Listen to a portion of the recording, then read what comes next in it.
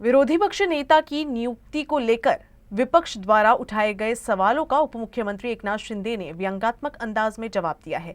इसे लेकर कांग्रेस के नेता और विधानसभा सदस्य नाना पटोले ने उनसे जवाब मांगा है।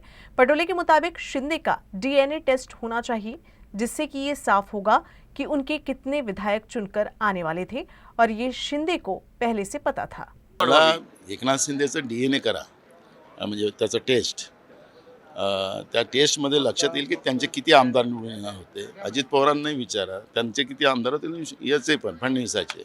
वास्तविकता तेवढे आमदार यांचे निवडूनच येणार नव्हते, हे निवडणूक आयोगाच्या कृपेने निवडून आले।